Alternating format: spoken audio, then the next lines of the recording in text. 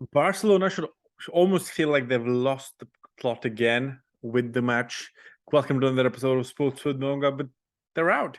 Barcelona has been knocked out by Manchester United after coming back again to win at Old Trafford 2-1 after an amazing goal. Or I would say a beautiful goal from the Brazilian Antony, silencing his kind of critics, but then almost scoring the way that he did. It was just amazing to watch the calmness on the ball and so on. But the game, United came from behind to win the second leg 2-1. And round of 16, beating Barcelona 4-3 on aggregate. The first half was almost miserable to watch for Manchester United. I don't think they had a lot of ball. They were just like, yeah. It was too many, like, there was not a lot of firepower, or the way they were playing, it didn't match the way they were kind of the intensity that it's needed to beat Barcelona. And unlucky with the first in the first half, conceding a penalty.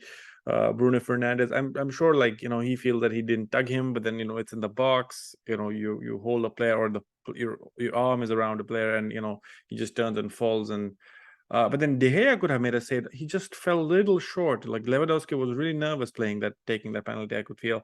And the way he made it, the way De Gea just needed one more inch of ground underneath him to spring to save the ball. He did touch it, but then it went in. And it's kudos. Like, you see that the first half, United could have still scored. Things could have happened. But then second half, they just come up a very different side. It's a game. It's a game on. They just they have hunger to kind of get the goal. They really wanted. Erik ten Hag was really kind of going into this first half in the team talk, and told them, like, just fire your belly. You're in Old Trafford. You can't lose here. And you have a response immediately. Second half starts, and immediately Fred scores in the 47th minute. And they kept pushing. They didn't stop. I think the weakling in my mind was Sancho, and Wan-Bissaka. Both were like, we needed somebody more attacking and threat to kind of go ahead. Wan-Bissaka is an out-and-out defender. Dalot comes in. I felt that Sancho was a little tired. He looked off because he was playing behind Rashford. He was not playing on the right or on the left. And that was kind of weird for me to watch, because Vegas was playing straight, and then Rashford was playing on the right. And who was playing on the left? We had Rashford, and Bruno Fernandes was playing on the right. Vegas was playing up. Sancho's playing behind them, and Vegas gets subbed. Rashford comes in Vegas. Sancho's playing in the and Bruno Fernandes was playing, but then Sancho gets subbed off as well. So it kind of made it a little more easy, because Antony then goes on the right. It's easier for Bruno Bruno then plays left. Rashford, and then Garnacho goes left, and Bruno Fernandes plays behind Rashford. And they were switching things up because tired legs. Another kind of there's a Carabao Cup, there's a League Cup final as well to play at the Wembley Stadium. So that's as well to kind of something to look out for over this weekend. But then, kudos to Erik ten Hag, I would say. He was just he has that he has something which kind of gets the players motivated to kind of do something for him, and that's what happens. Garnacho comes on immediate, Antony comes on immediate impact, straight. Like, you see the Barcelona guys kind of then defending, or having struggling to defend. And that's kind of the game. That's the game done there, because if you put Barcelona on the back foot, it's much easier for you to attack.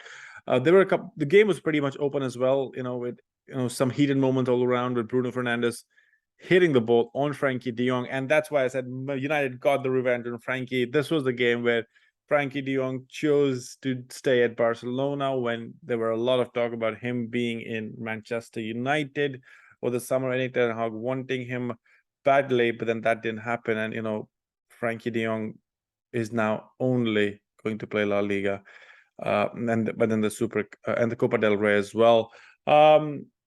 And that's kind of the thing, right? For Barcelona is now out of all the European Championship. They're just going to focus basically on their league, on their league, on the Spanish Cup and the La Liga.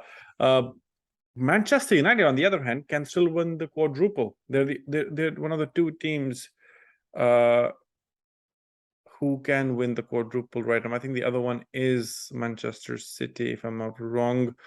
Or I might be wrong on that one. I don't know which is the second one, but Manchester could still win the quadruple. They're in the they're playing the EFL Cup final with Newcastle. They're in the Europa League. They're in the FA Cup, and they are still in the Premier League. So anything can happen. A quadruple on the cards. But then, what a match to watch! Amazing, like, electrifying.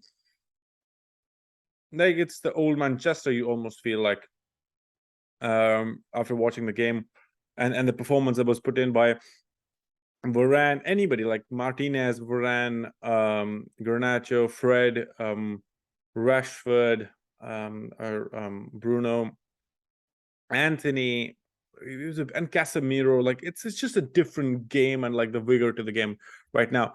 It's going to be interesting to see who they play next in the Europa League. I'm sure the draws will come out soon. We'll do us another video. Let me in the comment section, what do you think? Erik ten Hag has really turned this tide around, and he's really pushing for them to kind of win.